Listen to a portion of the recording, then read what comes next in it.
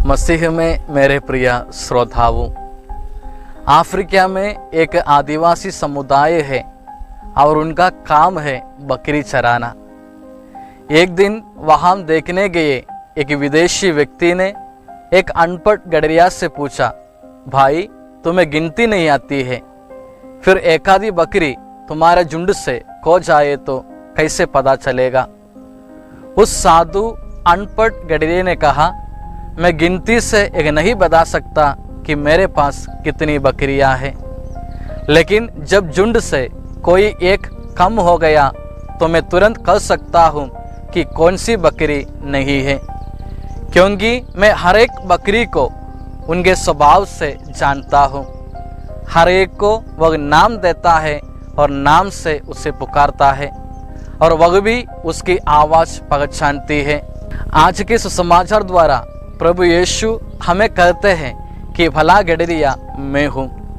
एक गडरिये की सबसे अहम विशेषता यह है कि वह अपनी भेड़ों को जानता है और भेड़ें अपने गडरिये को पहचानती है।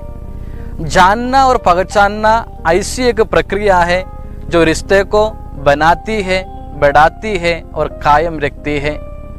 दूसरा विशेषता यह है कि भला गडरिया अपनी भेड़ों के लिए अपने प्राण दे देता है। जो मालिक नहीं मजदूर है, वे कदरों को देखने से भेड़ों को छोड़कर भाग जाता है, क्योंकि उसे भेड़ों की कोई चिंता नहीं। सच्चा गडरिया अपना प्राण देकर भी भेड़ों को संरक्षण देते हैं और हर एक में उनका रिश्ता मजबूत होता है और अटूट बनता है। भेड़ों के प्रति एक चरवाहा के हृदय में एक भावना होनी चाहिए कि तुम मेरे हो और मैं तुम्हारा हूँ, और इसी भावना से जीवन बिताए एक व्यक्ति है संत मैक्सिमिलियन कोल्बे। उनके जीवन के बारे में शायद आप लोग सुने होंगे। नासिक के कॉन्सेंट्रेशन कैंप में रहते समय मानव अवतार से इंसान के दर्द और पीड़ा में सहभागी बने अपने गुरु प्रभु ईसा मसीह से प्रेरणा लेकर स्वजीवन अपने एक सग कैदी को बचाने के लिए अर्पित कर दिया। यीशु ने हम मानवों के प्रति क्रूस पर मृत्यु पाया, ठीक उसी तरह मैक्सिमिलियन कोल्बे ने भी उस कैदी के लिए मृत्यु पाया, और ऐसा करके उन्होंने यीशु के इस वचन को सार्थक बनाया कि मैं भला गडरिया हूँ जो अपने भेड़ों के लिए प्राण देता है। और आज के सुसमाचार में प्रभु यीशु हमें याद दिलाते हैं कि वह भला गडरिया है जिन्होंने हम भेड़ों के लिए अपना प्राण न्यौछावर कर दिया।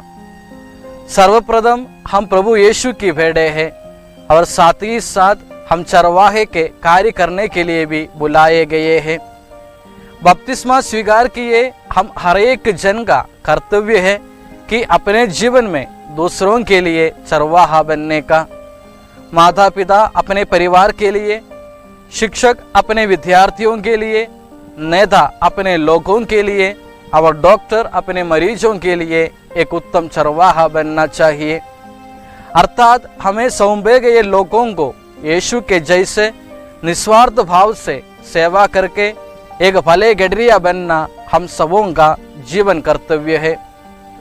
जैसे प्रभु हमारा भला गडरिया है, वैसे हम भी उन लोगों के लिए भले गडरिया बने जो पाप के कारण, रोगों के कारण, प्रलोभनों के कारण, निराशा के कारण, आर्थिक परिस्थिति के कारण कमजोर भेड़ों के समान है।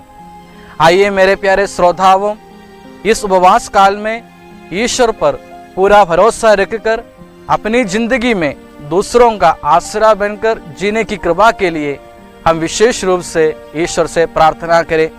करुणामय ईश्वर हम सबको आशीष दे। आमीन।